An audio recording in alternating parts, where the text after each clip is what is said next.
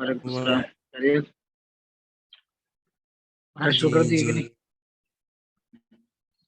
हाँ, नहीं कर रहे, कर रहे।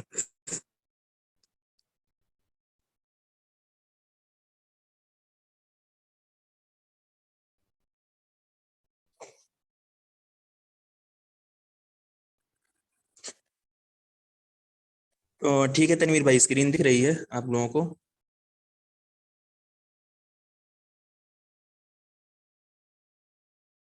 जी भाई। शुरू करते हैं। ये question number 20। Which source the non source of ground water contamination.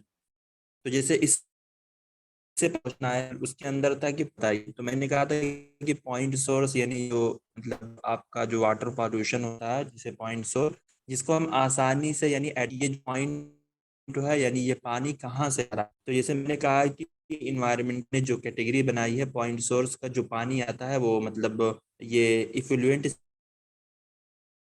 Sewage से आता है, सीवेज ट्रीटमेंट से आता है, डोमेस्टिक वेट से आपका आता है।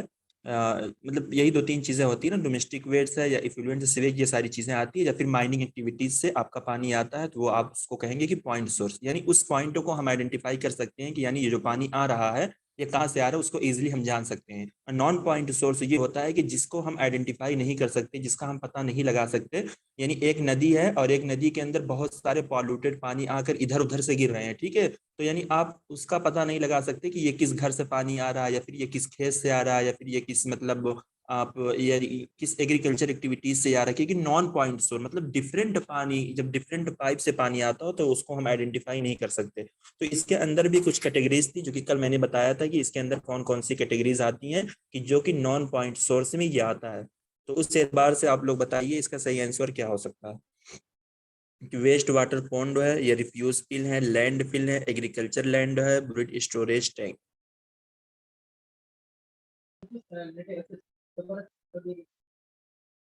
तो point source non point source का वही मतलब, जैसे हम कह सकते हैं अपनी सिंपल लैंग्वेज में, पॉइंट सोर्स जब कहीं यानी एक पाइप से पानी आ रहा हो, ठीक है, और नॉन पॉइंट सोर्स जब डिफरेंट पाइप से पानी आता हो तो वो हमारा होता है नॉन पॉइंट सोर्स।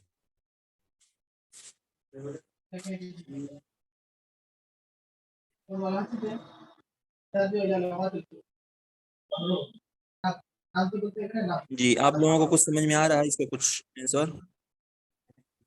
एग्रीकल्चर समझ में आ रहा है सिर्फ सादिक भाई, और वो चारों में है। हाँ तो भाई ठीक है, फिर बिल्कुल सही है। तो एग्रीकल्चर, ये जैसे मैंने कहा था ना कि इसकी जो कैटेगरी बनाएगी, इसके अंदर एग्रीकल्चर आएगा आपका, और इसके अंदर आपकी जो वो फॉरेस्ट की एरिया जो होती है ना ये आएगी, और बाकी आपकी जो अर्बन वेस्ट होते हैं, जैसे अर्बन वेस्ट भी बहुत इधर उधर से निकलते हैं। एक सीवेज इफ्लुएंट होता है ना, खास 6 महीने का जो नाला होता है, जैसे ये हमारे शहर के नाले जाते हैं, मतलब डिफरेंट नालियां जो घर की होती हैं जाती है, फिर उसके बाद एक बड़ा सा नाला होता है। उस नाले के अंदर जब सारी पाइप का पानी जाकर गिरता है, फिर ये जाकर मतलब किसी पर्टिकुलर ओशियन या नदी वगैरह में वो जो नाले बहते हैं सीवेज इफ्लुएंट का, तो वो आपका आ जाएगा पॉइंट सोर्स। क्योंकि एक बड़ा सा नाला होता है, यानी वही उसका एक पॉइंट होता है, यानी वही उसकी एक पाइप होती है, ठीक है, गिरने की। तो उसको हम इजिली हम उस नाले को अगर देखेंगे तो हम समझ जाएंगे कि हाँ यानी ये पर्टिकुलर या पर्टिकुलर शहर का ये नाला बह रहा है, तो वो हमारा हो गया पॉइंट सोर्स। लेकिन जैसे मैंने कहा था कि एग्रीकल्चर जो होता है, तो एग्रीकल्चर मतलब सबके पास होता है, खेती वगैरह सबके पास होती है, तो इसको हम आसानी से आइडेंटिफाई नहीं कर सकते कि हाँ ये इनके खेत से आ रहा है, या फिर ये इनके खेत से आ रहा है, उनके खेत से आ रहा है। तो यही होता है हमारा नॉन पॉइंट सोर्स। तो एग्रीकल्चर की एक्टिविटीज से जो पानी मतलब पॉल्यूटेड होकर हमारा ओशियन या रिवर नदी वगैरह में जाता है, यानी वहां के पानी को भी जाकर पॉल्यूटेड करता है, तो ये हमारा होगा non point source. Non point source का मतलब वही जिसको हम इजिली से आइडेंटिफाई नहीं कर सकते, क्योंकि ये सारी चीजें सबके पास होती है। फॉरेस्ट वगैरह अगर देखें तो छोटी मात्रा में यानी छोटी मिकदार में जंगलात वगैरह नहीं होते हैं, बहुत बड़ी बड़ी मतलब मिकदार में होते हैं। और अर्बन वेस्ट जो होता है वो भी मतलब छोटी ही मतलब मिकदार में नहीं होते, बहुत बड़ी मिकदार में वो सारी चीजें होती है। तो इस वजह से इन सारी चीजों को आइडेंटिफाई करना थोड़ा बहुत मुश्किल होता है हम लोगों के लिए, तो इसी वजह से इनको नॉन पॉइंट सोर्स बोलते हैं। जी, समझ में आया ये क्वेश्चन? जी आ गया। जी तनवीर भाई, ठीक है। अल्हम्दुलिल्लाह। जी क्वेश्चन भाई। Number 129। The main environmental concern associated with geothermal energy is the release. तो ये कह रहे हैं कि जियोथर्मल एनर्जी के साथ मतलब हम इजिली यही कह सकते हैं ना कि कौन सी गैसेस रिलीज होती हैं। कार्बन डाइऑक्साइड है, कार्बन मोनोऑक्साइड है, हाइड्रोजन सल्फाइड या मीथेन है। तो अगर हम देखें ओवरऑल तो कार्बन डाइऑक्साइड सभी के साथ रिलीज होती है, ठीक है। लेकिन ये कह रहे हैं कि जो concern associated with geothermal energy is the release on, मतलब कार्बन डाइऑक्साइड को आप छोड़ के बताएं कि कौन सी आएगी। हाइड्रोजन आएगा ना, हाइड्रोजन सल्फर जो है सल्फाइड। हाँ हाँ, ये सही कहा आपने। तो यही इसका सही आंसर यही है। और ये सल्फाइड वगैरह जिसके अंदर यस वगैरह लगा होता है ना, ये सब सल्फर डाइऑक्साइड वगैरह के मतलब कंपाउंड होते हैं, उसी से मिलती जुलती हुई गैसें होती हैं, बस उनका मतलब जो नाम होता है पर्टिकुलर वो अलग हो जाता है, और काज सब एक ही जैसा करते हैं, ठीक है। जो सबका काज होता है यानी इफेक्ट जो ह्यूमन पर करते हैं सब एक ही जैसा मिला जुला कर करते हैं, बस सबका कंपाउंड थोड़ा अलग होता है। अब ये मतलब कंपाउंड वगैरह क्या होता है, उसी से बनकर निकलते हैं। अब जैसे कि एक शजरा होता है, उसी शजरे से न जाने कितनी शाख फैली हुई होती है, तो वही हाल गैसें में भी है। और ये हम लोगों के लिए जरूरी नहीं है, और हम लोग इतना डीपली पढ़ भी नहीं सकते, हमारी ये फील्ड भी नहीं है, बस जो समझ रहे हैं उतना आ जाए वही बहुत है। तो question number 130, which of the following are non structure measure in the context of the disaster mitigation, ठीक है, डिजास्टर मिटिगेशन। तो नॉन स्ट्रक्चरल एक होता है हमारा स्ट्रक्चरल, ठीक है। तो नॉन स्ट्रक्चरल का मतलब ये होता है कि जहां पर हम अपनी फिजिकल एक्टिविटीज को इन्वॉल्व नहीं करते, जैसे अगर कहीं डिजास्टर या कोई मतलब अर्थक्वेक या फ्लड वगैरह आते हैं, तो उसके अंदर हम अपनी मतलब फिजिकल एक्टिविटीज नहीं लाते, यानी हम कोई डैम वगैरह नहीं लाकर रखते कि इससे हम पानी को रोक सकें, ठीक है। लैंडस्लाइड है या कुछ भी होता है, अर्थक्वेक वगैरह होता है, कि मतलब कोई बैरियर हम बना दें, कोई मिटिगेशन करने के लिए हम कोई दीवार बीच में हायर कर दें, जैसे डैम वगैरह अक्सर रखते हैं ना पानी वगैरह के बचाव के लिए। तो नॉन स्ट्रक्चरल का मतलब बस यही होता है कि जिसके अंदर हम अपनी फिजिकल एक्टिविटीज को इन्वॉल्व नहीं करते, उसके अंदर जो लॉ बनाया जाता है या फिर जो कुछ प्रोसीजर होता है, जो फिर हमारे पास एजुकेशन के थ्रू जो नॉलेज होती है उनका हम यूज करते हैं, मतलब तकनीकी मात्रा जिसको बोलते हैं ना, टेक्निक का इस्तेमाल करते हैं, यानी हम अपनी दिमागों का इस्तेमाल करते हैं, हम फिजिकल एक्टिविटीज को इसके अंदर इन्वॉल्व नहीं करते। और जो आपका स्ट्रक्चरल होता है उसके अंदर आप फिजिकल एक्टिविटीज लाते हैं, यानी जो डैम वगैरह रख देते हैं, बैरियर वगैरह बना देते हैं पानी को रोकने के लिए, तो उसके अंदर वो आएगा आपका स्ट्रक्चरल में आएगा। तो इस एतबार से बताइए आपका सही आंसर क्या हो सकता है। और ये ना 2020 में ये क्वेश्चन आया था, बिल्कुल वही क्वेश्चन इन्होंने रिपीट किया है, ठीक है, 2020 में ये क्वेश्चन आया था। 2 नंबर है क्या, ACD? हाँ, मतलब इस एतबार से अगर देखें तो बिल्कुल सही कहा आपने, एसीडी ही इसका सही आंसर है। देखिए हजार्ड मैपिंग, ठीक है, फिर तीसरा है इंश्योरेंस प्रोग्राम, जबकि इन सारे ऑप्शन का कहीं दूर दूर तक फिजिकल एक्टिविटी से ऐसा कुछ मतलब नजर नहीं आ रहा है ना।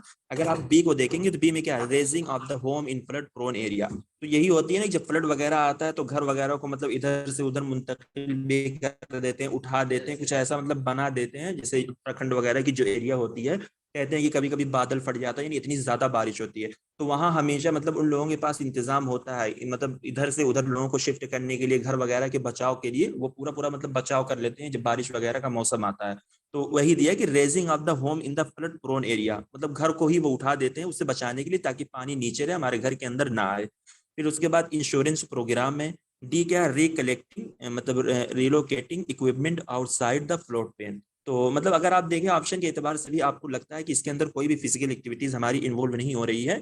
हाँ, हम इसके अंदर मतलब वही प्रोसीजर जुला वगैरह बनाए जाते हैं, पढ़ने लिखने की जो सारी चीजें हम समझते हैं उसी का हम इस्तेमाल करते हैं, उसी के जरिए हम बचाव का मतलब अपना मतलब सामान मुहैया करते हैं, ये हम कह सकते हैं। जैसे देखिए अगर आप इसकी डिफिनेशन देख लें, मतलब मैंने जो सर्च किया था यही है ना, नॉन स्ट्रक्चरल और measure not involving the physical structure, the knowledge, practice or agreement to reduce disaster risk and impact, in particular through the policies and law, public awareness raising, training and education। अब यहाँ पर अगर आप देखें common structural measure for the disaster risk reduction include dam, flood, levees, ocean wave barrier, earthquake वगैरह, ये सारी चीजें जब आती हैं स्ट्रक्चर में तो उसमें क्या होता है, हम फिजिकल एक्टिविटीज को इन्वॉल्व करते हैं, यानी हम डैम वगैरह बनाते हैं, रखते हैं, ठीक है।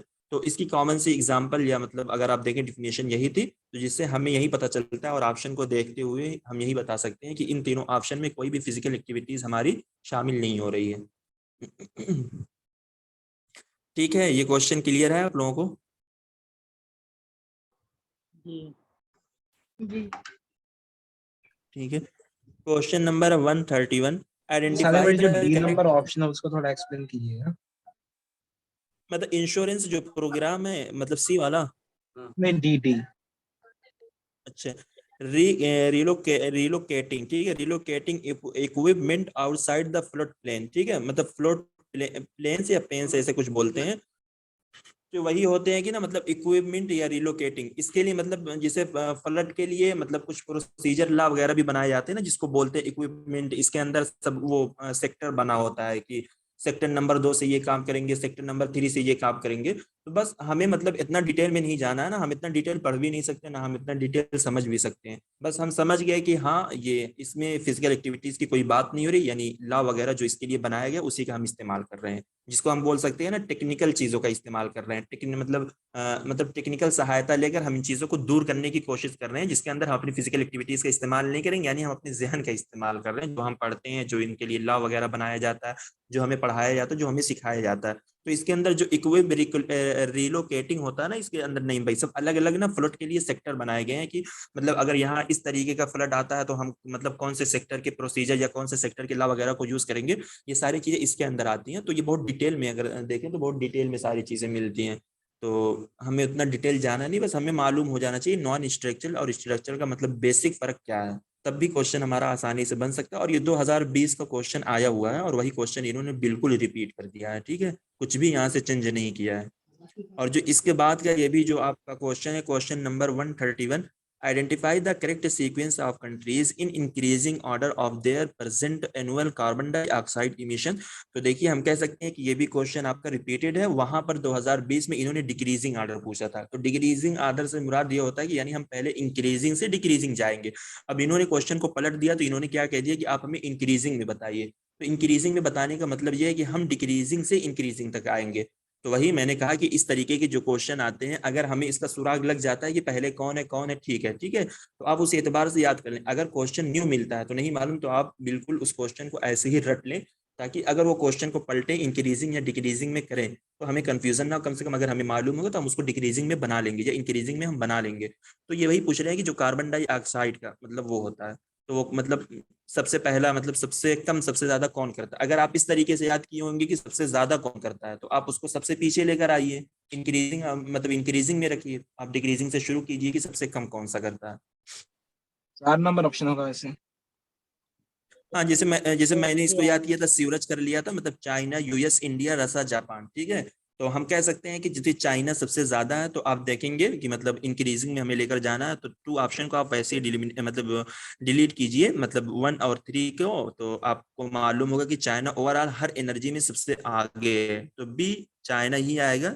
और चाइना के बाद यूएस आता है, तो बी सी सब में दिया है। तो हमें जो फर्क करना है, तो जैसे मैंने इसको जो याद किया था, ये तकरीबन आप लोगों को भी याद होगा ना, कार्बन डाइऑक्साइड, क्योंकि 2020 में इससे बहुत सारे क्वेश्चन आए थे ना। जिसे मैंने याद किया था, सीयूर, चाइना, यूएस, इंडिया, रसा, जापान, मैंने ऐसे ही याद कर लिया था। तो हमें मालूम हो गया कि मतलब ये हमारा इंक्रीजिंग में जा रहा है, और जो मतलब जी है ये हमारा डिक्रीजिंग में आ रहा है। अब उन्होंने हमसे क्या पूछा, इंक्रीजिंग पूछा, तो हम क्या करेंगे, अब इसी को लेकर आएंगे। ये आप सबसे पहले आपका ये आएगा, फिर ये आएगा, फिर ये आएगा, फिर ये आएगा, इस तरीके से आता है। तो इस क्वेश्चन को भी आप लोग जहन में रख लें, हो सकता है इस मरतबा पलट दें, आपसे इंक्रीजिंग पूछ मतलब डिक्रीजिंग पूछ लें। तो आप देखिए पीवाईक्यूज का मतलब करने का यही फायदा होता है, ये क्वेश्चन वगैरह रिपीटेड होते हैं, सम टाइम वही रिपीट कर देते हैं, नहीं तो फिर मतलब थोड़ा बहुत अगर इंक्रीजिंग डिक्रीजिंग वाला होता है तो आगे पीछे कर देते हैं। तो ये सारी चीजें अगर हमारी नजर से गुजरी रहेंगी और हमें मालूम रहेगा, ताकि इसमें इस क्वेश्चन में पछतावा ना हो जो हमारे सामने से जा रही। ये क्वेश्चन नंबर 132 जी। एनवायरनमेंट के क्वेश्चन ज्यादा रिपीटेड होते हैं। वो मैं बोल रही थी कि हाँ मतलब स्ट्रक्चरल मेजर्स के कुछ कीवर्ड है आपके पास? किसके? स्ट्रक्चरल मेजर्स जो था ना, नॉन स्ट्रक्चरल।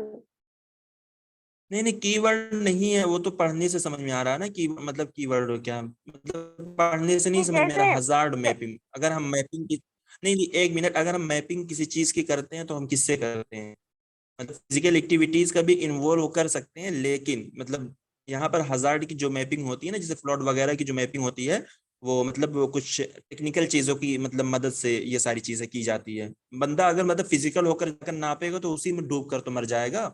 तो इसका मतलब कुछ दूसरा इस्तेमाल किया जाता है नापने के लिए, इंश्योरेंस प्रोग्राम। तो इंश्योरेंस प्रोग्राम हम कह सकते हैं कि ये कोई लॉ बनाया गया हो, या फिर इसके अंदर कोई मतलब कुछ भी कोई इनिशिएटिव लिया गया हो फ्लड के जरिए, या मतलब नॉन स्ट्रक्चर ये डिजास्टर मिटिगेशन के ताल्लुक से मतलब कुछ प्रोग्राम वगैरह किए, जिसके अंदर कुछ लॉ प्रोसीजर वगैरह या मतलब प्रोटोकॉल वगैरह बनाए गए हैं, उसको हमें फॉलो करना, ये सारी चीजें आ रही हैं ऑप्शन को देखते हुए।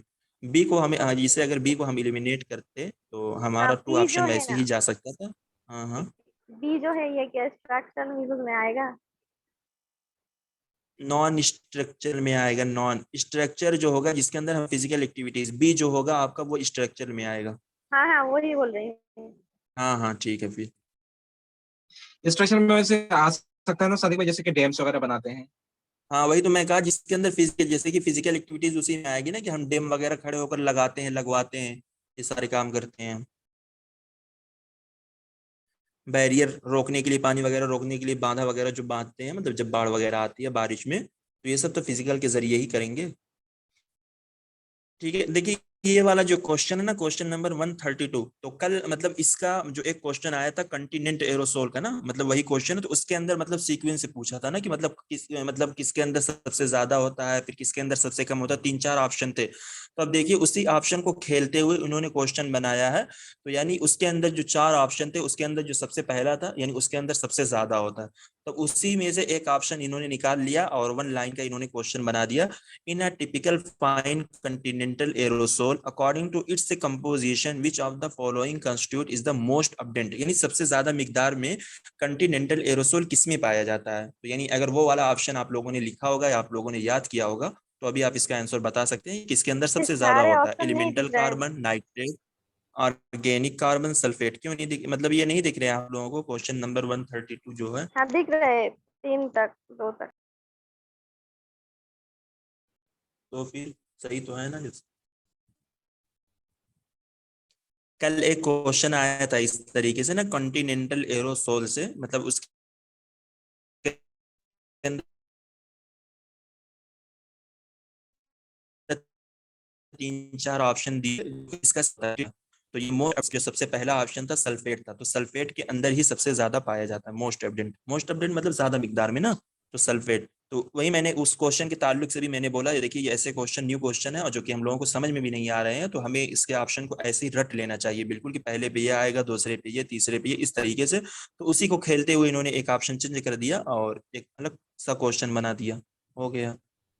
अब देखिए कल इसका मतलब ये बताया भी गया था ना कि 2 डिग्री सेल्सियस किसके अंदर आएगा। अब देखिए वही क्वेश्चन आ गया, question number 132, under which of the following agreement was it decided to limit the increase in a global average temperature to well below 2 degree Celsius. तो जैसा नहीं भाई मैंने बोला था ना कि मतलब 2.53 बिलियन टन या 1/3 या 33 से 35% कार्बन इंटेंसिटी को अगर रिड्यूस करेंगे, मतलब 2005 के लेवल को कंपेयर करके, 40% नॉन फॉसिल फ्यूल बेस पर जो हम एनर्जी लेंगे 1990 के लेवल को कंपेयर करके, या हम 2 डिग्री सेल्सियस या 1.5 डिग्री सेल्सियस, अगर ये सारे अल्फाज, ये सारे लिखे हुए कीवर्ड मिलेंगे, तो आप किस में जाएंगे? क्योटो प्रोटोकॉल में, पेरिस एग्रीमेंट में, मोनेट्रियल प्रोटोकॉल में, या रियो समिट में? मैंने कल बताया था आप लोगों को और लिखवाया भी था। तो पेरिस देखिए में उसी आएंगे से हम, क्वेश्चन आया। पेरिस में। हाँ तो ठीक है। तो ये सारी चीजें मतलब अगर जहन में होती है तो फिर क्वेश्चन हमारा मतलब आसानी से हो जाता है। और ये सब मतलब बहुत मर्तबा ये सारे क्वेश्चन पूछे गए हैं, 2 डिग्री सेल्सियस वगैरह, ये सब रिपीटेड क्वेश्चन है, मतलब जितने आ रहे हैं। ऐसा नहीं कि मतलब बिल्कुल पहली मर्तबा ही इन्होंने इजाद किया इस क्वेश्चन को। ये सब बहुत मतलब पेरिस एग्रीमेंट के ताल्लुक से ये सारे कीवर्ड, ये सारे क्वेश्चन मतलब हमेशा आते हैं, हर शिफ्ट में आपको मिलेगा ऐसा। Question number 130 has a calorific value of about. तो देखिए बायोगैस तो हमें मालूम है कि क्या होती है, लेकिन इसकी इन्होंने जो वैल्यू पूछी है ना वो हमें नहीं मालूम है कि मतलब क्या है। तो तुक्का रहेगा ना। तुक्का लगाए तो मतलब तुक्का लगाए तो लग गया है, बहुत अच्छी बात है, वरना तीन इसका को जो अलग से सही आंसर सकते हैं। सबसे 5,000 इन्होंने ज्यादा दिया है। सबसे हाँ ज्यादा वाला हमारे सर का वाला यूज करना। हाँ ये भी सही है, बिल्कुल सही कहा। 2022 में 1000 देगा। कैलोरीफिक वैल्यू, तो इसको हम अब नहीं मालूम है, तब इसको लिख लीजिए बायोगैस के अंदर कहीं आगे पीछे ऐड कर लीजिए कि इसकी वैल्यू यही बताइए, कैलोरीफिक वैल्यू जो है यही है। Question number 135, Paris agreement entered into force when the instrument of ratification were deposited by at least 50, मतलब 55 countries which accounted for at least। ये कह रहे हैं कि पेरिस एग्रीमेंट हमारा जब इन्फोर्स हुआ था, ठीक है, यानी जब इफेक्ट के अंदर आया था, एक इंस्ट्रूमेंट जब मतलब रेटिफिकेशन का जमा हुआ, मतलब एटलीस्ट 50, मतलब 50 कंट्रीज के जरिए, तो वो कितना था, यानी 50 कंट्रीज के जरिए जो इसका रिडक्शन हुआ था वो कितना हुआ था जब ये पेरिस एग्रीमेंट हमारी मतलब फोर्स के अंदर आई। ये 4 नवंबर 2016 में कहते हैं कि ये फोर्स के अंदर आई थी, मतलब 15 नवंबर को कहते हैं कि 2015 में इसको साइन किया गया था, इसका ड्राफ्ट तैयार किया गया था, और कहते हैं कि 2016 में ये इफेक्ट के अंदर आ गई थी। तो मतलब जो 2016 में आई थी ना, ये वहां से इसकी शुरुआत थी, लेकिन प्रॉपरली इसका जो इफेक्शन एक हुआ था वो 2019 में हुआ था। लेकिन इसकी जो शुरुआत इफेक्ट की शुरू हुई थी 4 नवंबर 2016 से, तो वो क्वेश्चन यहीं से पूछा हुआ है। ठीक है, तो वही मैं कह रहा हूँ कि सम टाइम ये क्वेश्चन कंफ्यूज करने के लिए होते हैं। तो अगर यहाँ पर ये लोग डेट दे दिए होते मतलब 2016 2019, तब भी हम कंफ्यूज हो जाते हैं, क्योंकि इन्होंने दिया इनटू इंटरफोर्स, लेकिन फिर उसके आगे इन्होंने ये कीवर्ड बढ़ाया हुआ है। ठीक है, when the instrument of ratification were deposit bye at least 51 मतलब ये 55 countries which accounted for at least कितना था, मतलब जो 55 कंट्रीज के जरिए पेरिस एग्रीमेंट का जो शुरू ही में मतलब रिडक्शन इन लोगों ने बताया था, एक टारगेट किया था, तो वो कितना हुआ था। तो ये बिल्कुल इजी है, 51 कंट्री मतलब 50 कंट्रीज के जरिए हुआ था, तो 50 मतलब एक परसेंट सभी लोगों ने किया था ना, तो 50 मतलब 55 कंट्रीज है, तो 55% इन्होंने किया था। ठीक है, कार्बन ये ग्लोबल कार्बन डाइऑक्साइड का जो इमिशन हुआ था 55 कंट्रीज थी और 51% हुआ। तो ये तो इजी हो गया ना कि फिर मतलब एटलीस्ट পাখাটা একটু 51 হাত দিয়ে मतलब ঘুরিয়ে দাও। जी হ্যাঁ? पवन भाई। ठीक है, সব সুখের क्वेश्चन মানে नंबर 1। मैं শুধু कर আমার दूंगी। বেলায় এলে সবে হয়। ओहो, म्यूट कर गाली दीजिए, गुलोज मत देना। म्यूट कर दीजिए साथ में, समझ में नहीं आएगा आपको क्या कहना है। हाँ हम म्यूट म्यूट कर कर सकते, कौन है, कौन, कोई तो नहीं है, हमने सब तो बंद हो हमने गया। कर दिया म्यूट। अच्छा ठीक है, तो क्वेश्चन नंबर है 136, which one of the following water borne disease doesn't require direct contact with water, ठीक है, but a host to separate. तो ये वही क्वेश्चन है ना, मतलब उस वही क्वेश्चन है जो उस दिन मैच द कॉलम में यही चारों ऑप्शन थे, कॉलरा था, मलेरिया था, स्किस्टोसोमियासिस था, ट्राकोमा था। तो अब वही उन्होंने उसी के कीवर्ड को निकाल कर एक पर्टिकुलर मतलब वर्ड बनाकर इसका क्वेश्चन पूछ लिया है। तो उसके अंदर कुछ कीवर्ड वगैरह थे, जैसे कॉलरा को हम लोग बोलते हैं ना, मतलब जैसे प्रोटोजा था जो कि डायरिया से रिलेट होता है। कॉलरा मतलब क्या होता है, वाटर बोर्न का मतलब इंजेक्शन करने से होता है, यानी गंदे पानी पीने वगैरह से होता है। इसे स्टोस्टोमियासिस जैसे उन्होंने कहा पैरासिटिक इन्फेक्शन जो होता है, जिसको हम बिलहजार्डिया भी बोलते हैं या फिर ये कटमांडिया फीवर भी बोलते हैं, ये वही होता है ना। इसे स्टोस्टोमियासिस किससे होता है, जो नदी वगैरह की जैसे गंदे पानी होते हैं, जैसे जब बारिश वगैरह होती है लोग मछली मारने वगैरह के लिए पहुंच जाते हैं, तो जो नदी का पानी होता है बिल्कुल पीला सा हो जाता है, तो यानी उस पानी में जो हम लोग हल जाते हैं मछलियां वगैरह छानने के लिए या पकड़ने के लिए, मारने के लिए, तो उस पानी के जो हमारी बॉडी पर यानी जो इफेक्ट होता है जब या बॉडी से हम कह सकते हैं इत्तिसाल होता है, फिर उससे जो हमको फीवर वगैरह बीमारी होती है, तो उसी को हम बोल सकते हैं इसे स्टोसोमियासिस, या जिसको स्नाइल फीवर भी बोलते हैं ना। और ट्राकोमा, इससे मतलब ये भी वाटर बोर्न डिसीज है, ये आई लिड यानी पलक वगैरह के ऊपर ना क्या पड़ जाती है, बिल्कुल झुर्रियां पड़ जाती हैं। और कहते हैं कि पानी ना पीने की वजह से या पानी ना मिलने की वजह से समटाइम मतलब आपके नाक में या गला वगैरह में बिल्कुल सूजन पड़ जाती है। तो ये सब सारी बीमारियां जो कि गर्मी में होती है, लेकिन यहाँ पर इसका कीवर्ड क्या, doesn't require direct content with water but a host to separate. ये क्या है, मतलब ये किसके कीवर्ड थे, उसके अंदर मैंने बताया भी था कि ये आप लोग नोट कर लीजिए। तो वहां जो था, हाँ ये मलेरिया का था ना, मलेरिया, तो मैंने कहा था कि जैसे मलेरिया होता है कि वो डायरेक्ट नहीं, तो उसे एक होस्ट की जरूरत होती है, जैसे मच्छर, जिससे मैंने कहा था कि हम लोग क्लास को ज्वाइन करते हैं, पहला कोई एक होस्ट होता है, हमें जब वो अलाउ करता है तभी हम लोग ज्वाइन होते हैं। इसी तरीके से ये मच्छर होता है। मच्छर क्या करता है, मतलब वो कहीं मतलब किसी एक पर्टिकुलर जगह से, वो किसी एक जगह से खून चूस कर नहीं आता, वो इधर उधर न जाने कहाँ से वो बैठ कर आता है, फिर जब वो हमें काटता है तो यानी वो हमें यानी एक तरीके से वो हमारे बदन में जो काटता है ना, या अपना मतलब जो होता है, तो वही एक तरीके से वो होस्ट करता है, फिर उससे वो बीमारियां फैलती है। तो वेक्टर बोर्न डिसीज हम लोग बोलते हैं ना, मलेरिया वगैरह जो बीमारी होती है उसको हम लोग वेक्टर बोर्न डिसीज बोलते हैं। तो मतलब एक होस्ट का ये रिक्वायर का काम करते हैं, ये मलेरिया वगैरह की जो बीमारी होती है, मलेरिया हो गया, फलेरिया हो गया, डेंगू हो गया, तो ये सब इसी में अभी भाई आएंगे। मलेरिया वो मतलब मच्छर से नहीं फैलता है? फिर किससे फैलता है? मैं पूछ रहा हूँ।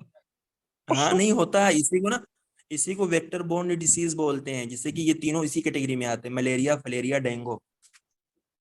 ये यही क्वेश्चन मैच द कॉलम में आए थे है ना, और वहां भी होस्ट कीवर्ड था। जी जी जी, वही मैं कह रहा हूँ, वही कह रहा हूँ।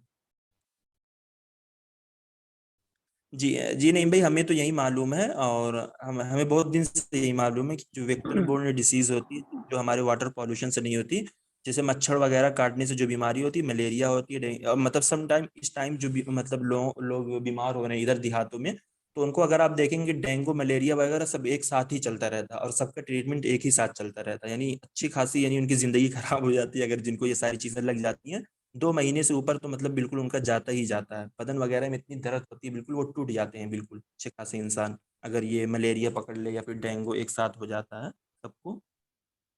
जी जी क्लियर है।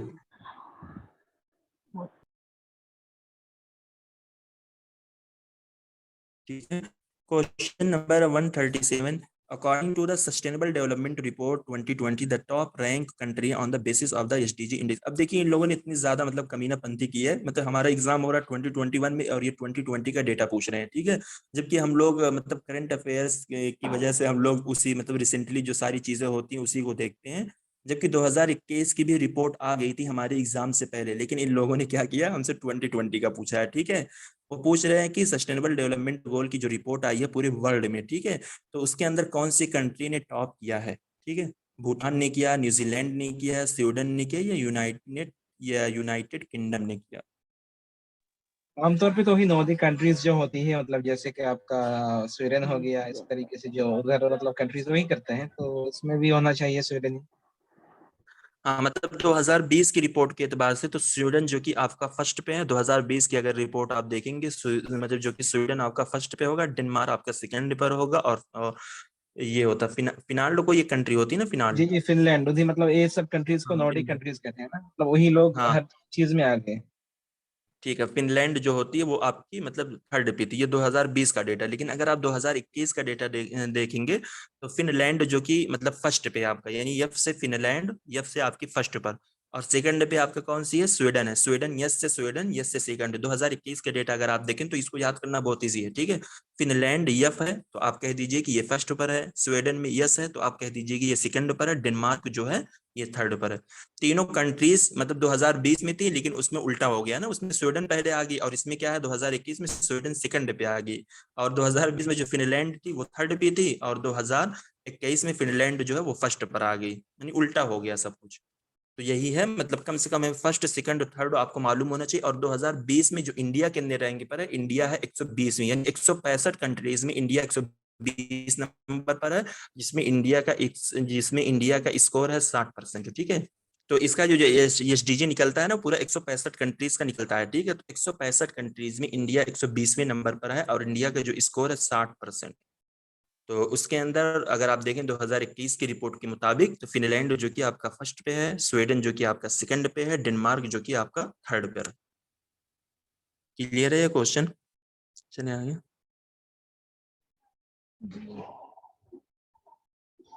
ये क्लियर क्वेश्चन है। Number 138, which of the following are the सादिक भाई, मिशन। ये इंडिया का जो 120 नंबर है 2020 के एतबार से या 21 के एतबार से? नहीं, मैं 2021 का बताया हूँ, ये वाला 165 में से इंडिया 120 पर है जिसका 60% स्कोर है, ये 2021 का मैं बताया हूँ।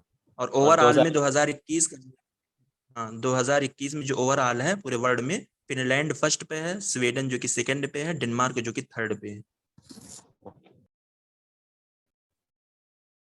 Which of the following are the mission of the National Action Plan on Climate Change? अब देखिए इससे भी तकरीबन 7-8 क्वेश्चन आ चुके हैं और बिल्कुल इजी इजी आए हुए हैं ना। कल एक क्वेश्चन आया था कि वाटर मिशन के अंदर कितनी मतलब पानी की एफिशिएंसी ये लोग करेंगे 2022 तक, तो उसमें 20% था जो हमारा इसके अंदर नेशनल वाटर मिशन है। तो अब ये पूछ रहे हैं कि कौन सा मिशन इसके अंदर आता है, national action plan on climate change, जो कि 2000 में साइन किया गया, 2008 में बनाया गया था। इसके अंदर 8 मिशन है। इस मिशन को आप लोग सीक्वेंस वाइज भी याद कर लें, इसके मतलब जैसे निमोनिक से भी बनाते हैं ना, सहवाग एचसी, जो कि वो बिल्कुल मतलब सीरियल वाइज है। तो अब देखिए आपको मालूम होगा कि मतलब पढ़ते हुए भी आप इसको मतलब इसके ऑप्शन को एलिमिनेट कर सकते हैं ना, जैसे एयर पॉल्यूशन मिटिगेशन या मिशन, इसका कोई भी मतलब कहीं भी तस्करा नहीं था, तो अगर आप ई को ही हटा दें तब भी आपका आंसर बन जाएगा ना, ए बी डी, और सी भी इसके अंदर से एलिमिनेट होगा। कौन सा क्वेश्चन, क्वेश्चन नंबर कितना था, 1, हाँ यही तो है। 138। ठीक है, तो अगर, हाँ ठीक है, अगर आप लोग ई को भी एलिमिनेट कर देंगे ना तो तब भी आपका आंसर निकल जाएगा, यानी नेशनल सोलर मिशन इसके अंदर जो आया था 2010 में आया था, ग्रीन इंडिया मिशन इसके अंदर जो आया था 2014 में आया था, और नेशनल वाटर मिशन जो इसके अंदर आया था वो 2011 में आया था। तो नेशनल मतलब सोलर मिशन में मैंने पहले भी बताया था कि इसके अंदर जब इन्होंने टारगेट रखा था मतलब 15 तक का, तो इन्होंने क्या टारगेट रखा था, यानी हमें सिर्फ 20 मेगावाट यानी है ना 20 गीगावाट एनर्जी हमें प्रोड्यूस करनी है। लेकिन जब 2015 में इंटरनेशनल सोलर अलायंस का इनिशिएटिव लिया गया फ्रांस के साथ, तो फिर इंडिया ने अपना टारगेट चेंज कर दिया। तो इंडिया ने कहा कि हमें 100 गीगावाट चाहिए 2022 तक की, जो हमारी कैपेसिटी बनी थी, यानी 175 गीगावाट में शामिल कर दिया। और ग्रीन इंडिया मिशन जो आया था, तो ग्रीन इंडिया मिशन आपका आया था 2014 में। तो इन्होंने कहा कि हमें डिफोरेस्टेशन को रोकना है, हमें 6 हेक्टेयर मिलियन मतलब बोथ साइड हाईवे पर पेड़ वगैरह लगाना है, ठीक है। और नेशनल वाटर मिशन जो कि आपका 2011 में आया था, तो इसके अंदर इन्होंने कहा था कि हमें 20% मतलब पानी को इंक्रीज करना है, मतलब ऐसा पानी जो कि सबके लिए मतलब हम प्रोवाइड करेंगे ना पूरे इंडिया में सबके लिए, मतलब 20% पानी की जो एनर्जी या एफिशिएंसी है उसको हम उस काबिल बनाएंगे कि लोग उसको यूज कर सकें पीने के लिए। जैसे कि पानी की बहुत कुछ एरिया में बहुत ज्यादा कमी होती है ना, मतलब जैसे जो पहाड़ी एरिया वगैरह होती है वहाँ पानी या बोरिंग वगैरह करना बहुत मुश्किल होता है। तो ये 20% ये कह रहे हैं कि हम पानी की इनहेंस एनर्जी एफिशिएंसी को बढ़ाएंगे। तो उससे एक क्वेश्चन था अभी कल जो हम लोगों ने किया, तो वो वाटर मिशन से एक क्वेश्चन पूछा गया था। जी नहीं, मेरे याद आ रहा है आपको वो क्वेश्चन, इसी से रिलेटेड था वो क्वेश्चन 20% वाला। जी सादी भाई कौन सा वाला था? मतलब नेशनल वाटर मिशन में कल एक क्वेश्चन आया था ना कि मतलब हम कितने परसेंट पानी की इनहेंस एनर्जी एफिशिएंसी लेकर आएंगे। 20% ऑप्शन में था, 20, 30, 40, 50 जी इस जी तरीके जी। से ऑप्शन दिया हुआ था ना। हाँ, तो यही है ये क्वेश्चन। तो ये national water mission national action plan on climate change से ही रिलेटेड था वो। ठीक है, question number 139, identify the correct sequence of countries that are the world's leading geothermal power in mega producer. तो देखिए अगर हमें मालूम है इसका तो फिर बहुत अच्छा है, लेकिन ओवरऑल में तो हम जानते हैं कि मतलब कौन इसके अंदर सबसे ज्यादा है, लेकिन उसके बाद हमें नहीं मालूम। तो अब ये मतलब अब ये क्वेश्चन हमारे लिए नया है, तो हमें अब इसको मतलब याद कर लेना चाहिए ऐसे ही लिखकर, ठीक है। तो ओवरऑल में तो सब मतलब सब अपने मतलब जहन से बता सकते हैं कि मतलब यूएसए। और जबकि जियो थर्मल के ताल्लुक से मतलब आगे बहुत पहले बात भी, जैसे मैंने कहा कि जियो थर्मल की जो एनर्जी प्रोड्यूस होती है वो सबसे ज्यादा यूएस में होती है, और इंडिया में सबसे कम जियो थर्मल से एनर्जी आती है, ठीक है। ये भी क्वेश्चन आता है कि इंडिया में सबसे कम एनर्जी का जो सोर्स आता है वो किससे आता है। तो जियो थर्मल में इंडिया में सबसे कम आता है, और जियो थर्मल का सबसे ज्यादा यूएस से आता है। क्योंकि ये कुदरती चीज होती है ना, मतलब जहाँ की जमीन हीट होगी गर्म होगी वहीं से ही हम एनर्जी ये वाली प्रोड्यूस कर सकते हैं, वैसे तो हम इधर उधर कर नहीं सकते, लगा नहीं सकते। तो यूएस से सबसे ज्यादा आती है, और फिर उसके बाद सबसे ज्यादा किससे आती है, यूएस से आती है, फिर उन्होंने कहा इंडोनेशिया से आती है, फिर उन्होंने कहा न्यूजीलैंड से आती है, फिर आइसलैंड से आती है। तो हमें अब इसको इसे लिख कर याद कर लेना चाहिए क्योंकि ये सीक्वेंस में पूछा है ना।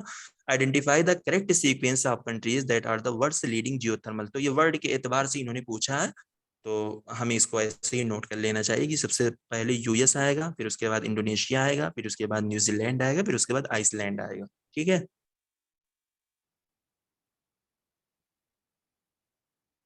जी। क्वेश्चन नंबर सादिक भाई आपको पता है कि जी। बाकी जो ऑप्शन है ना, हम्म। मतलब कौन सा जो ऑप्शन मतलब वेस्टर्न घाट, वो जो वेस्टर्न दो था घाट ना, वेस्टर्न घाट डेवलपमेंट मिशन और एयर पोल्यूशन मिटिगेशन मिशन, ये किसके अंदर आता है? वेस्टर्न घाट मतलब वेस्टर्न घाट जो कि ये सिचुएटेड है केरला के अंदर, ये तो उससे रिलेट करेगा ना, मतलब कॉस्टली साहिल वगैरह से शायद आता है रिलेटेड। मतलब क्या कहना चाह रही हैं आप, मैं नहीं समझ पा रहा हूँ।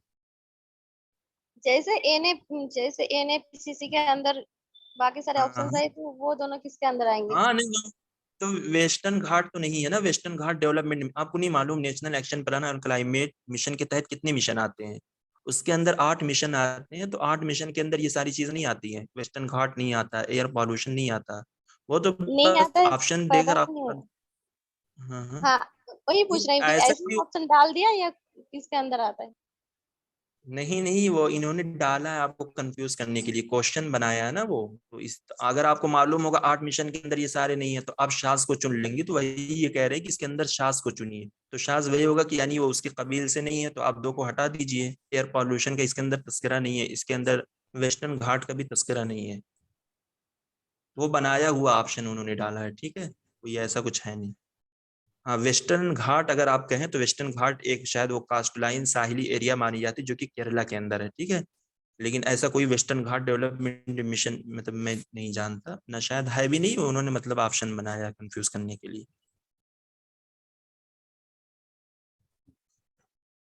Question number 140, which of the following contaminant in water can cause adverse human effects as the mental disturbance and impairment of speech hearing and vision.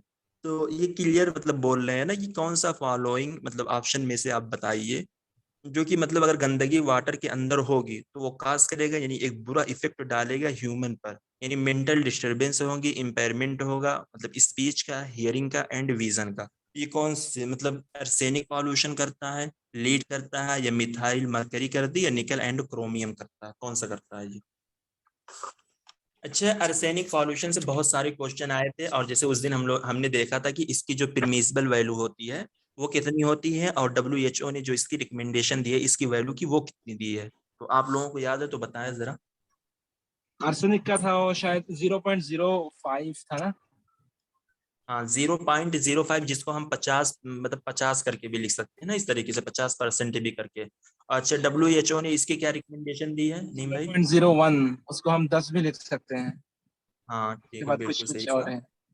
हाँ तो यही है ना, मतलब वो तो कुछ का मतलब वो लिखा जाता है, उनका जो फार्मूला होता है ना, मतलब माइक्रोग्राम पर लीटर इस तरीके से। तो आर्सेनिक पॉल्यूशन, और ये भी हम लोगों को मालूम है कि ये बंगाल की एरिया में ज़्यादा पाया जाता है, और ये मतलब ग्राउंडेड वाटर यानी ज़मीन के अंदर ये होता है। इससे क्या होता है, स्किन कैंसर होता है, गॉल ब्लेडर यानी जो जिसको हम लोग पित्त की पथरी बोलते हैं, और ये स्किन कलर का मतलब जाहिर सी बात है, अगर हम मतलब पॉल्यूटेड पानी पियेंगे तो उससे हर चीज पे हमारा इफेक्ट होता है ना। जैसे कुछ लोग कहते हैं कि ज्यादा पानी पियो तो सेहत अच्छी रहती है, ये होती है, लेकिन अगर पानी ही हमारा गंदा रहेगा तो फिर कैसे हमारी सेहत अच्छी रह सकती है? और जैसे कहते हैं ना कि अगर बालू, अगर पानी में आपके बालू या और कोई चीज मतलब हैवी मेटल वगैरह होते हैं तो ये सबसे ज्यादा ये लोग पथरी वगैरह का जो काज होता है, पथरी जिसको हम लोग गाल ब्लेडर बोलते हैं, पित्त की जो पथरी होती है सबसे खतरनाक होती है। ये दवा वगैरह से गिरती नहीं, मतलब बगैर इसका मतलब आखिरी इलाज जो होता है वो ऑपरेशन ही करना पड़ता है। इतना सब कुछ हमें मतलब पा लिया है। What is the failure in my life? And I said there is no failure in my life. There are certain experiences in my life. If you want to make it success or failure, it's in your mind. अब लगता है host को mute करना पड़ेगा। ये आगे बढ़ने का एटीट्यूड आपके पास होगा, UPSC is all yours. So वही चीज जो कहावत है, deserve before you desire. If you want to be in civil service, you have to deserve all this. If you want,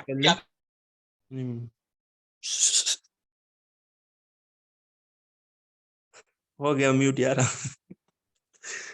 तो ठीक है, आर्सेनिक पॉल्यूशन ये हो गया ना। फिर उसके बाद एक लीड होता है, एक में हमारा क्या होता है, मिथाइल मरकरी होती है ना।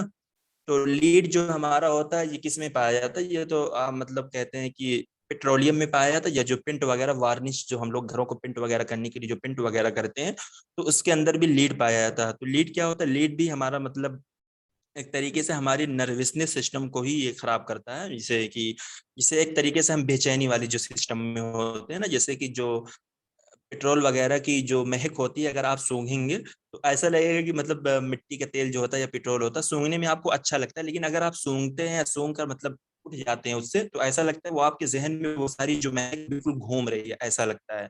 तो सबके साथ ऐसा होता है, जो लोग मतलब अगर पेट्रोल वगैरह लेते होंगे, उनकी महक अगर उनके जहन पर पड़ती है तो ऐसा लगता है कि वो मतलब बिल्कुल सर में हमारे घूम रहे हैं। तो क्या होता है ना, कहते हैं ये नर्वसनेस सिस्टम का काज करते हैं। जो हमारी मिथाइल मरकरी होती है, तो मरकरी में हम जानते हैं कि मरकरी को, जैसे मरकरी जापान में इसके मतलब शुरुआत हुई थी, मरकरी को मिनीमाता डिसीज भी बोलते हैं। तो मरकरी ही ये वही वो काज है जो मतलब क्या करता है, हमारी मेमोरी को लॉस कर देता है, मेंटल डिस्टर्बेंस होती है, impairment of the speech, hearing, vision, ये सारी चीजें जो काज करती हैं ये मिथाइल मरकरी के जरिए ही होती हैं, ठीक है। और मरकरी को मिनीमाता डिसीज भी बोलते हैं। तो और कहते हैं कि मरकरी इससे भी डेवलप होती है, किस मतलब ये सारी मतलब जो वजह होती है मरकरी की वजह से होती है, लेकिन मरकरी की वजह से क्यों होती है, या मतलब मरकरी की वजह से मतलब किस चीज से ये सारी चीजें या सारी बीमारियां डेवलप होती हैं? तो कहते हैं कि वही अगर हम जो पॉइजनस कोई खाना खा लें, जैसे सड़ी मछली वगैरह होती है, अगर इन सबको कोई खा लेता है, जैसे बाजार वगैरह में अक्सर जो सिदरी वगैरह की छोटी छोटी मछलियां नहीं होती हैं वो लाकर बेचते हैं। मुस्लिम को तो हमने नहीं देखा कि मुस्लिम खरीदते हैं ऐसी मछलियों को, या फिर जो अक्सर बेशतर जो मछलियां होती है जो बर्फ वगैरह मिलाकर बेचते, एक वो वाली मछली होती है ना जिसको हमारे यहाँ शायद पियासा मछली बोलते हैं, लेकिन बंगाल वगैरह में उसको कुछ दूसरा नाम देते हैं। तो वो बहुत दूर दूर से आती है, बर्फ वगैरह में रखते हैं। तो कहते हैं कि अक्सर बेशतर उस ऐसी मछली को खाने से मतलब उसके अंदर पॉइजनस वगैरह अगर फैल जाती है तो, और फिर एक तरीके से ये जो देहातों वगैरह में जो छोटी छोटी मछलियां जिसको सिधरी वगैरह की मछली बोलते हैं, अगर ये मर जाती है तो इसको बिल्कुल नहीं खानी चाहिए। हाँ, अगर ये आपके आंख के सामने ताजी निकाली हुई या ताजी मारी हुई तभी आप उसको लीजिए, वरना ये सारी मछलियां जो है बहुत जल्दी मतलब 3-4 घंटे के अंदर अगर इसको पानी से आप दूर कर दें ये सड़ जाती है, इसके अंदर एक महक सी आने लगती है। तो इसको ये जो मतलब हिंदू वगैरह होते हैं ना, मतलब जो लोग मतलब शराब वगैरह मतलब ज्यादा पीते हैं तो ऐसी मछली को ज्यादा खाते हैं बिल मुकाबिल मुसलमानों के। ये मतलब मैं अपने यहाँ का मतलब एक तरीके से डेटा बता रहा हूँ आप लोगों का। तो वही मछली है कि ऐसी मछलियां खाने से मतलब क्या होता है कि मतलब ये मिनीमाता डिसीज पैदा होती है इंसान के अंदर। और जो कि कहते हैं कि अगर कोई हामिला औरत वगैरह खा लेती तो उसके जो बच्चे होते हैं ना, कहते हैं वो क्रिपलिंग यानी लोले लंगड़े पैदा होते हैं। यानी इतनी खतरनाक ये होती है मरकरी डिसीज, जिसको मिनीमाता डिसीज बोलते हैं। जी नहीं भाई, मतलब समझ में आया, हम बात भी समझ में आया ये क्वेश्चन? तो वो जी जी सादिक भाई। सादिक भाई, अगर वो हिंदू लोग यूज करते हैं उनको पॉइजन नहीं होता है? होता, बिल्कुल होता, मतलब क्यों नहीं, आपके सामने बहुत सारे असरात होते हैं हिंदू के बच्चों के। शहरों में तो नहीं दिखते हैं, क्योंकि शहर के जो हिंदू होते हैं बिल्कुल मतलब वो बहुत अपने आप को वो दिखते हैं ना, साफ सुथरे रहते हैं। लेकिन देहातों वाले जो होते हैं वो देखिए एक से एक नमूना रहते हैं सब, बिल्कुल है। खास तौर से भट्टे वाले जो होते हैं उनके उनके बच्चों को देख लीजिए। मतलब कोई मतलब आपको बहुत कम ही ऐसे मिलेंगे जो चारों अलग के दुरुस्त होंगे, कोई इधर से ताक रहा कोई उधर से ताक रहा, ऐसे होते हैं उनके बच्चे। तो होता है, सबके साथ भी होता है ऐसा। शहर और वाले हमारे सभी मतलब मुसलमानों बड़े में भी होते कुछ हैं। ऐसा, मतलब शहर वाले कहाँ ऐसी चीज ज्यादा खाते हैं, नहीं खाते हैं। और मतलब उनको तो नहीं मालूम भी नहीं होता ना, ये मतलब ये सादिक भाई, ये सब चीजें ज्यादातर वो लोग जो शराब के साथ यूज करते हैं, जिससे इफेक्ट हाँ। जो है वो हो जाता है ना, माइनस माइनस वाला वो वाला जो होता है, माइनस प्लस मिलके थोड़ा सा ये हो जाता है, कम हो जाता है उसका इफेक्ट। ये सब गंदी चीजें जब आप बहुत, जिसमें विषाक्त की बू वगैरह आती है, शराब के साथ यूज करने से नशा बढ़ता है, नशा और बढ़ता तगड़ा है। आता है। ठीक है, इसलिए जी वो ये सब जी। यूज करते हैं। अरे हम बात भी, हमारे यहाँ एक तालाब है तो उसके अंदर जैसे जो मछली मारने वाले, जिनको मतलब हम लोग चाई बोलते हैं, मछली मारने वाले, तो वो लोग क्या करते हैं, उस वो तालाब का इतना गंदा पानी है, तो उसी तालाब का वो लोग पानी भी पीते हैं। वो लोग मछली निकालते धोते भी नहीं कि ऊपर से मतलब उसका जो सेना वगैरह होता है कि छोड़ा लें। वो वैसे ही मछली को मतलब आग के अंदर भून देते हैं, फिर उसके बाद मछली को फाड़ते हैं, वैसे ही खाते हैं, और फिर उसके बाद शराब के साथ उसको पूरी मछली खा जाते हैं। अब बताइए मतलब हाँ कितनी वही गंदी चीज वही होती है उसकी लीव। नहीं, शराब, वही शराब है ना, उससे नशा बढ़ता है खासतौर से, और वो इतना असर नहीं होता है उससे, जो हम शराब के साथ जब उससे लेते हैं उनके सारी साथ। बीमारियां मतलब होती हैं। जी जी। ठीक है। Question number 141, Montreal protocol, Rio summit, Kyoto protocol, Paris agreement. मतलब बहुत इजी है और सबके कीवर्ड दिए हुए हैं, आप इन दोनों को मैच करिए और बताइए कौन सा इसका सही आंसर होगा।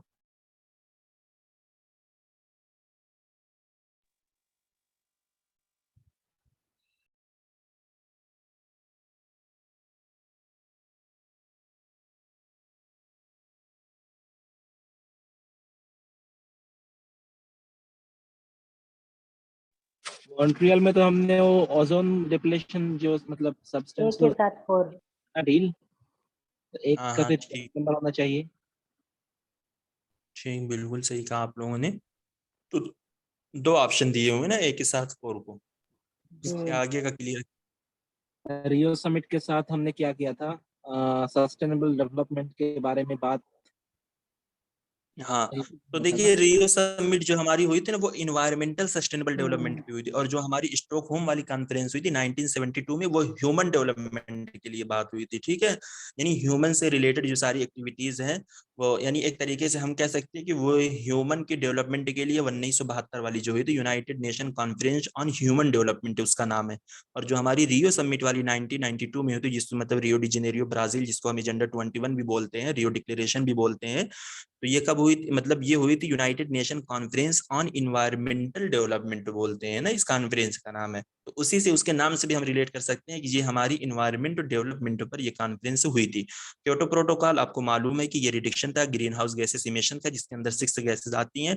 पेरिस एग्रीमेंट, देखिए एक ना मतलब क्योटो प्रोटोकॉल में और पेरिस एग्रीमेंट डिफरेंस ये हो जाता है कि क्योटो प्रोटोकॉल सिर्फ मिटिगेशन था। मिटिगेशन का मतलब ये था कि हम सिर्फ ग्रीन हाउस गैसेस को कम करेंगे, ठीक है। लेकिन पेरिस एग्रीमेंट में 3 चीजें आती हैं, क्लाइमेट मतलब ये मिटिगेशन भी करेंगे, एडॉप्टेशन भी करेंगे, और उसकी फाइनेंसिंग भी करेंगे। ये इनका टारगेट है, अभी इन्होंने ऐसा कुछ अचीव नहीं किया है कि अगर हम कम करेंगे तो फिर उसके आगे के लिए एक नेक्स्ट लेवल पर एक एडॉप्टेशन मतलब जो इश्यूज होगा उसको बनाएंगे। तो उसके लिए हमें जो फाइनेंस वगैरह करना पड़ेगा। तो हमारे इसके अंदर जो कंट्रीज जिन्होंने हिस्सा लिया है, 197 पार्टीज शायद इसके अंदर भी है, क्योटो प्रोटोकॉल के अंदर 196 पार्टीज हैं, पेरिस एग्रीमेंट के अंदर, सॉरी, पेरिस एग्रीमेंट के अंदर 196 पार्टीज हैं, क्योटो प्रोटोकॉल के अंदर मतलब 192 मतलब 192 वो थी ना पार्टीज थी। तो फिर उसके लिए मतलब फाइनेंस भी करेंगे। तो क्योटो पेरिस एग्रीमेंट में आपका आएगा ना मिटिगेशन, एडॉप्टेशन एंड फाइनेंस, और क्योटो में सिर्फ मिटिगेशन आएगा, ठीक है, क्योंकि क्योटो में ओवरऑल यही आया था ना कि हमें इन 6 गैसों में से सिर्फ कम करना है, ठीक है, और इसके अलावा कुछ इन्होंने ये नहीं बताया था कि हम आगे कुछ अडॉप्ट करेंगे जो हम फाइनेंस करेंगे, बस सिर्फ ये कम करने के लिए आया था कि हमें कम करना। और 2020 में क्योटो प्रोटोकॉल खत्म हो गया है, ठीक, ये भी आप लोगों को मालूम होना चाहिए।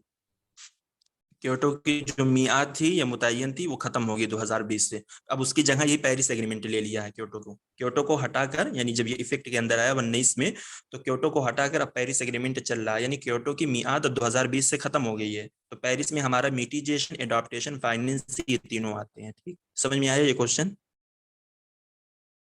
दोहा का मतलब amendment 13 से लेके 20 तक था। हाँ 20 तक, वही तो कह रहा हूँ, उसी मतलब 20 तक था सेकंड कमिटमेंट पीरियड, उसके बाद से कुछ ऐसा दिखा नहीं है, खत्म ही हो गया है, ठीक है। देखिए वो जो कीवर्ड मैंने आप लोगों को बताया था कि मतलब अगर आए इस तरीके से तो बताइए इसका सही आंसर क्या। Nationally determined contribution of European union countries aim at a reduction in greenhouse gases emission by the year 2030 in the reference to 1990, मतलब 1990 का लेवल को अगर आप कंपेयर करके मतलब रिडक्शन करेंगे टू द एक्सटेंट, वो कितना परसेंट होगा, 35, 40, 50 या 55? कल भी आया था ये क्वेश्चन इसी टाइप का, 40% था ना। नहीं कल आया था, लेकिन वहां पर 2005 का लेवल था, ठीक है, वही मैंने आप लोगों को वो बताया था, इन दोनों का फर्क वहां था 33 से 35% था, 2005 का लेवल था, ठीक है, और यहाँ है 1990 का लेवल। तो इसके अंदर कितने परसेंटेज आएंगे? मैंने आप लोगों को 3-4 बताया था ना कल, पेरिस एग्रीमेंट। तो नेशनली डिटरमाइंड कंट्रीब्यूशन ये जब आ जाएगा तो आप समझ जाइएगा कि ये पेरिस एग्रीमेंट से रिलेटेड ही यहाँ पर बातचीत हो रही है, लेकिन यहाँ पर ऑप्शन में पेरिस नहीं, यहाँ पर इन्होंने परसेंटेज दिया है, तो मैंने परसेंटेज भी आप लोगों को बताया था कि ये कौन सा होगा, डी होगा ना? डी होगा? नहीं नहीं, ये तो ऑप्शन नंबर 2 होगा। मैंने क्या बोला था? 40%। हाँ वही तो मैंने 40 है। हाँ तो वही तो मैंने कहा कि जब 1990 के लेवल को हम कंपेयर करेंगे, मैंने कहा कि नॉन फॉसिल फ्यूल बेस्ड जो हमें एनर्जी चाहिए वो यही होगा, ग्रीन हाउस गैसेस का हम मतलब रिडक्शन करेंगे by the year 2030 in the reference to 1990 का लेवल। जो 1990 के लेवल को कंपेयर करके हम रिडक्शन करेंगे, यानी हम दिखाना चाहेंगे, तो हम कितने परसेंट करेंगे? 40%। 33 से 35% जब हम करेंगे पेरिस एग्रीमेंट में, तो हम 2005 का लेवल कंपेयर करके करेंगे। एक आया था 2.53 बिलियन टन था, एक आया था 1/3, ये मैंने बताया था। लेकिन ये तो सारे कब तक के थे? नहीं भाई, ये 2030 तक के हैं ना ये सारे। लेकिन जो 2021 में जो हमारी एक वो सबमिट हुई थी ना, जो हमारी COP26 हुई थी, कॉन्फ्रेंस ऑफ पार्टीज जिसको हम बोलते हैं, जो वहां पर हुई थी ना, ग्लेसगो में हुई थी COP26 जो हमारी हुई थी, तो उसके अंदर मोदी जी ने इन सारी चीजों को चेंज कर दिया है, ठीक है। तो यानी जो हमारा 40 वाला उसको 45% कर दिया है, नहीं जो 40% है इसको 50% कर दिया, ठीक है, ये मतलब न्यू डेटा है। तो इससे भी क्वेश्चन पूछते, लेकिन ये हमसे इस मरतबा इन्होंने अभी मतलब यही पुराना वाला ही पूछा है, हो सकता है कि इस मरतबा वो नया वाला पूछ सकते हैं। तो मतलब उसके अंदर मोदी जी ने 5 एक तरीके से 5 चेंजिंग लाई थी, जिसको पंच अमृता बोलते हैं, ठीक है, 5 चेंजिंग लाई थी, यानी पुराना जो एनर्जी का हमारा टारगेट था, सो उसके अंदर मोदी जी ने, यानी यही सब जो टारगेट घूम रहे हैं ना, तो मोदी जी ने इन सब टारगेट को और बढ़ाया है, ठीक है, और बढ़ाकर कितना कर दिया? 2050 तक का कर दिया है। तो यानी जो 40% है ना, इसको 50% कर दिया गया है, और जो हमारा 33 से 35% है उसको 45% कर दिया गया है, ठीक है, ये होता सादिक है। भाई जो हमारा मतलब नॉन रिन्यूएबल का मिशन था कि 175 करना है, उसको बढ़ा के कितना किया है? हाँ जो 175 था उसको 450 कर दिया गया है ना। ओके 4 450 कब तक हाँ करना है वो? वो 2000, देखिए 450 वाला जो है वो 2030 तक का, 175 वाला 2022 तक का था, तो 2022 चल ही रहा, जान लीजिए, खत्म होने के कगार पर है। 450 या 350 भाई? नहीं 450 से 2000, मुझे तो कोई सर्च करे, अभी 350 मिल लग जाएगा, रहा है। करिए 1 मिनट, कोई सर्च करे। 2050 तक इंडिया बाकी रहेगा क्या?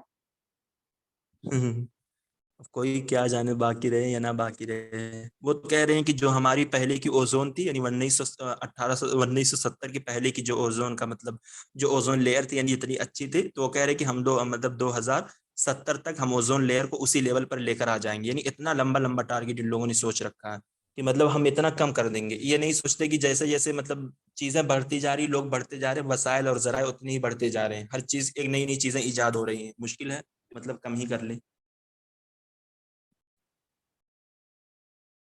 हाँ, दुनिया के नक्शे से कम ही हो गए हिंदुस्तान। तो ये किसी ने सर्च किया मतलब 2030 का जो टारगेट है वो कितना 450 होंगे शायद, मुझे भी इसे मतलब याद आ रहा है, हाँ मैंने भी वही पढ़ा मैं कह था। रहा हूँ, मुझे पक्का याद है वो कल 450 ही ही बोल है। रहे थे ना आप 450 का हाँ डेटा। मुझे याद, वही मैं कह रहा हूँ ये 450 है तनवीर भाई, 350 नहीं है। चलिए फिर ठीक है। नहीं जी सादिक भाई, एक चीज मैं दोबारा से पूछना चाह रहा हूँ कि ये जी जी 2008 से 2012 तक का जो वो था वो 5% था, हाँ हाँ 2013 से 2020 का 18% था, हाँ ठीक। और 2020 से 2030 के दरमियान 40% था। ऐसा ही है? नहीं नहीं, वो जो आप दो बता रहे हैं ना वो क्योटो प्रोटोकॉल का है, ठीक है, वो क्योटो प्रोटोकॉल का है। और ये मतलब क्या है? क्योटो का दो टारगेट है ना, ये पेरिस एग्रीमेंट का, ये मैंने जो तीन चार चीजें बताई है ये पेरिस एग्रीमेंट के सारे टारगेट है। पेरिस एग्रीमेंट में इन सारी टारगेट की बात की गई है। Okay okay. क्योंकि क्योटो का दो ही टारगेट था, तो वो उसके अंदर एक में उन्होंने 5% किया, फिर एक में 18% किया, ठीक है। फिर उसके बाद अब मतलब जब इन्होंने पेरिस एग्रीमेंट को लेकर आया, पहले पेरिस एग्रीमेंट जो आया था इसके अंदर यूएस वगैरह ने ज्वाइन नहीं किया था ना इसको। फिर उसके बाद ये जो 2021 में जो अमेरिका की हुकूमत बनी, जो बाइडेन क्या नाम है, फिर उसने मतलब आते हुए ही पेरिस एग्रीमेंट को उसने पहले ज्वाइन किया है। फिर उसके बाद ये सारे टारगेट अब पेरिस एग्रीमेंट के चल रहे हैं। अब क्योटो खत्म हो गया 2020 से, वो हो गया तो वो गया, अभी हमें पेरिस एग्रीमेंट के सारे टारगेट को अचीव करना है। तो जो हमारा एक पहला टारगेट था ना 175 गीगावाट, हम मतलब 60 इससे लेंगे, 100 इससे लेंगे, वो 2022 तक था। लेकिन वो भी हमें याद रखना है क्योंकि उससे भी क्वेश्चन पूछते हैं, और मतलब पहले तो बहुत पूछते थे, लेकिन अब इस टाइम मतलब इन सारी मतलब पेरिस एग्रीमेंट वगैरह के अंदर से क्वेश्चन पूछ रहे हैं। अब 2030 तक इन्होंने जो कर दिया वो 450 गीगावाट कर दिया है।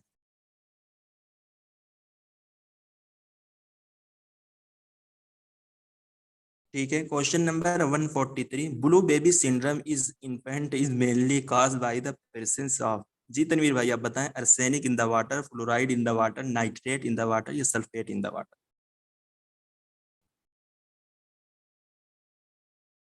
यार मुझे 350 याद है, बट मिल नहीं 300 रहा मुझे तो। नहीं, मैं 450 तो लास्ट ईयर ही शायद हम लोगों ने, मैंने याद किया था शायद 450, ऐसे ही 450 मुझे भी याद आ रहा है। कोई कंफर्म कर दे भाई, सब लोग नहीं कह नहीं, रहे याद आ रहा 450 ही है, वो कन्फर्म है, वो कन्फर्म है तनवीर भाई, वो 450 ही है। कोई सर्च भी कर ओके। है। लेना नेट पे, भी तो एक सेंचुरी और बढ़ा जाएगा। दीजिए तनवीर भाई, कोई दिक्कत थोड़ी है। अच्छा। जो है तनवीर भाई जब मैं तक हम आपसे ये वाला क्वेश्चन पूछ रही हूँ क्योंकि असल में ये आपका फेवरेट क्वेश्चन है ना। जब तक हमारे पीएम जी हैं बहुत कुछ होता रहेगा। बड़े ये तो 3 इसका। हाँ, ठीक है। जी जी। तो आर्सेनिक हमें मालूम है, फ्लोराइड अगर वाटर में फ्लोराइड होता है मतलब जिससे पीलिया हो, आपका दांत खराब हो जाता है, यानी बहुत जगह के पानी जो होते हैं बिल्कुल पीले होते हैं ना, अगर आप दो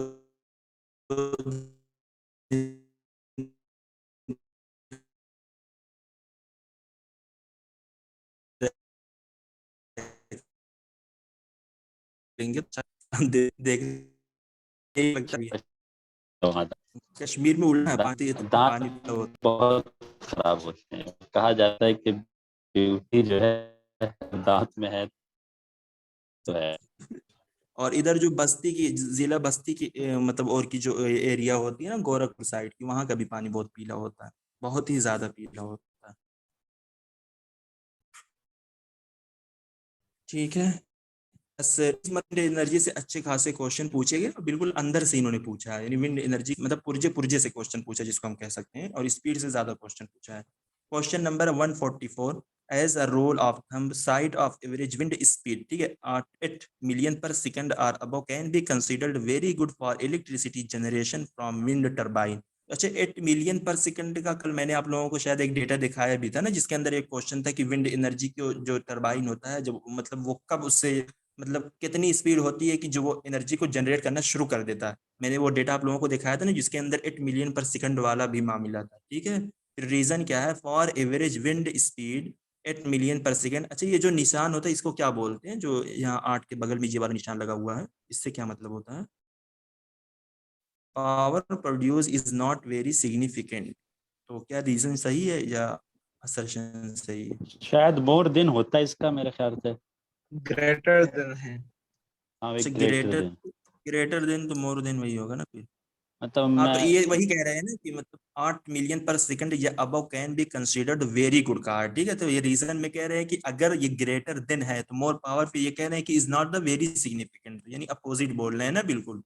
तो सही कौन सा हो सकता है? रीजन सही है या असर्शन सही है या एक्सप्लेनेशन गलत है, क्या? मतलब अगर देखा जाए तो असर्शन के बिल्कुल अपोजिट रीजन बोल रहा है ना।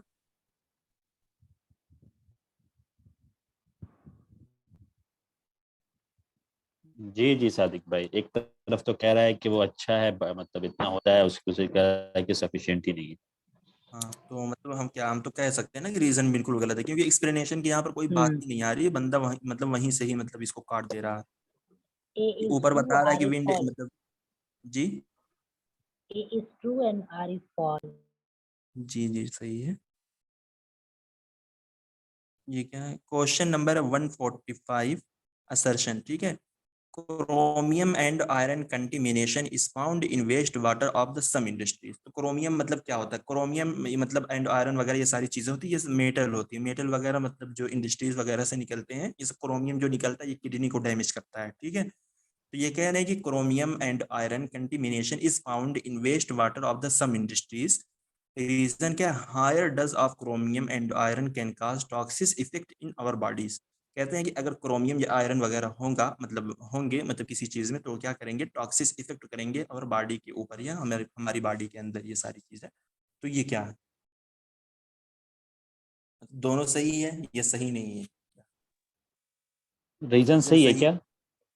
दोनों सही है लेकिन रीजन सही नहीं है। हाँ, मतलब सही है दोनों, लेकिन एक्सप्लेनेशन सही नहीं, क्योंकि ऊपर वेस्ट वाटर में बात हो रही है ना और यहाँ पर बॉडी की बात हो रही है।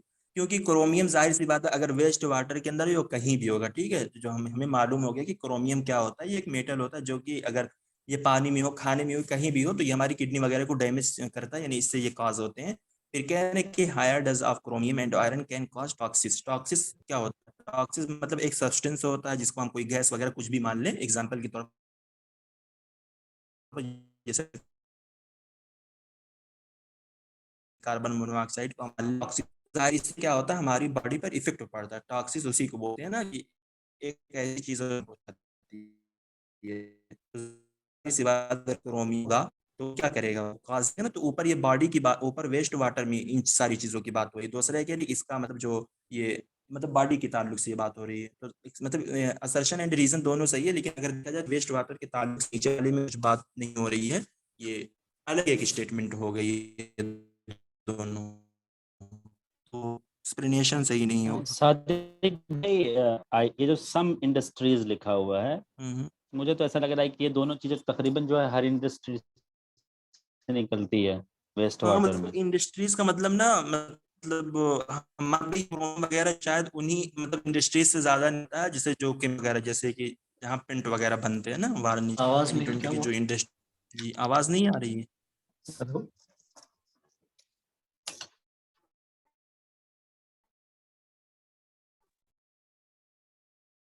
हमारे क्लियर यहाँ आ रही है अभी। तो मैं कैसे क्रोमियम का मुझे मालूम, उन्हीं जो केमिकल का ज्यादा यूज करते हैं, जैसे कि बकरीद वगैरह की जो खाल होती है, मतलब चमड़े वगैरह गलाने सड़ाने के लिए जो चप्पल वगैरह बनते हैं, तो मतलब हम किससे बना केमिकल वगैरह का ही बहुत ज्यादा यूज करते हैं ना। तो ऐसे ही कहते हैं कि पेंट वगैरह बनता है, जैसे कि जो इंजीनियरिंग वगैरह की पढ़ाई करते हैं उनसे पूछिए, मतलब उनको क्या क्या करना पड़ता है, ये सारी चीजें, इन्हीं सारी चीजों से ज्यादा ये निकलता है। अब जैसे इंडस्ट्री तो बहुत सारी चीजों की होती है ना, तो उन सबसे नहीं निकलता, लेकिन हाँ ये हो सकता है कि मतलब जो लिक्विड वगैरह का काम ज्यादा करती हैं और केमिकल वगैरह का जो इस्तेमाल ज्यादा करती हैं, उन्हीं से क्रोमियम वगैरह निकलते हैं। तो ये क्या बोला आपने? कम वगैरह को मतलब गला के केमिकल केमिकल करते हैं मेरे केमिकल ख्याल से। लगाकर ही केमिकल में उसको पकाया जाता है। हाँ, तो वही जी जी। ठीक है, माधवी कुछ कहेंगे आप? नहीं सादिक भाई, मुझे तो आवाज आ रही, तनवीर भाई को पता नहीं क्यों नहीं आवाज आ रही, तकरीबन सभी लोगों को आवाज आ रही है। वो कहिए कि दोबारा से ज्वाइन हो जाए। फिर तो उन्हीं को प्रॉब्लम होगी। Question number 146, identify the correct sequence of the following noise pollution मतलब ना Indies in decreasing order of their magnitude in the N urban area. तो ये ना अगर आप देखेंगे ना तो एक पीवाईक्यू से बहुत पहले का पीवाईक्यू है, इसके अंदर ये क्वेश्चन थे। ठीक है, मुझे लगता है कि भाई क्वेश्चन इन्होंने मतलब रिपीट किया है यहाँ पर, तो ये मालूम नहीं है कि इसकी मतलब सही सेंस क्या होती है, लेकिन इन्होंने जो डिक्रीजिंग ऑर्डर पूछा तो मतलब हम कह सकते हैं कि इसमें जो सबसे कम है वही सबसे बड़ा होता है। ठीक है, जैसे यल 10 जो इन्होंने दिया है वो सबसे बड़ा है, फिर उसके बाद यल EQ है, फिर उसके बाद यल बी, यल 90 जो है, यानी सबसे बड़ा जो है वो सबसे छोटा होता है और सबसे छोटा जो है वो सबसे बड़ा होता है, इसका जो मैग्नीट्यूड होता है। तो इसका सही आंसर यही होगा। ठीक है, ACB। बाकी अगर किसी को मालूम है इस क्वेश्चन के ताल्लुक से तो बताएं कुछ, अगर समझता हो यहाँ पर।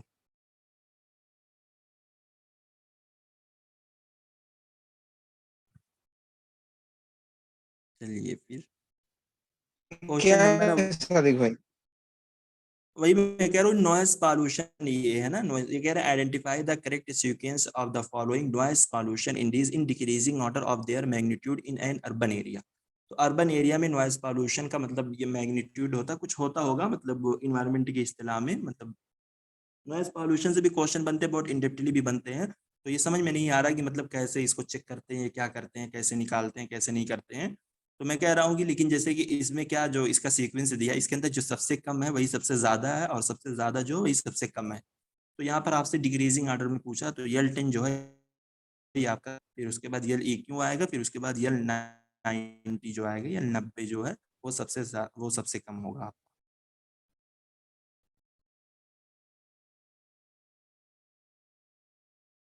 ठीक है नहीं भाई, में हमें भी क्वेश्चन समझ में ये वाला नहीं आ रहा, बिल्कुल नहीं समझ में आ रहा।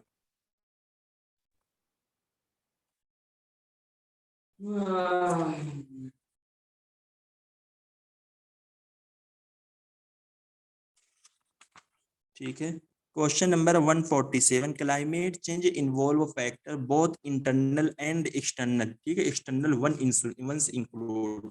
ये कह रहे हैं क्लाइमेट चेंज फैक्टर जो है इंटरनल और एक्सटर्नल दोनों होते हैं, लेकिन आपको एक्सटर्नल यहाँ पर बताना है। ठीक है, feedback between the atmosphere, ocean and surface. ठीक है, क्लाइमेट तो ocean, solar variability, earth orbit alternation, variability with in the climate system, volcanic activities. तो यानी आपसे ये एक्सटर्नल पूछ रहे हैं ना, तो आप इंटरनल को एलिमिनेट कर दीजिए। एलिमिनेट मतलब एक्सटर्नल किसकी वजह से होता है, मतलब इंटरनल किसके अंदर हो सकता है, उसको आप हटाइए और उसको लेकर आइए।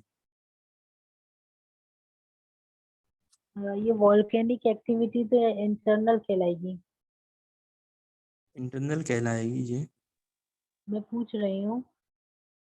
नहीं नहीं, मेरे ख्याल मतलब ये जो मतलब लावा फट कर निकलता है, मतलब ऊपर ही तो जाता है, एक्सटर्नल ही होगा मेरे ख्याल से। ऐसा नहीं कि जमीन के अंदर ही ये मतलब बढ़ता रहता है, तो जमीन के अंदर भाई ही इंटरनल बिल्कुल। फिर एक्सटर्नल को एक्सटेंड कीजिए, आप क्या क्या चीजें आ रही है, सोलार को देखिए ये एक्सटर्नल। डी वाला तो शायद इंटरनल है ना।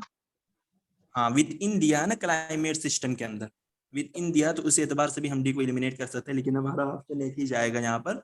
और जो इसको आप ना इंटरनल में इसको भी ऑप्शन नंबर 1 को भी एलिमिनेट कर सकते हैं। ओशियन, ओशियन के अंदर जो होगा वो कहाँ पर होगा, ओशियन वगैरह में चीजें जो ओशन होती है मतलब, वो अंदर ही होती है ना, फीडबैक।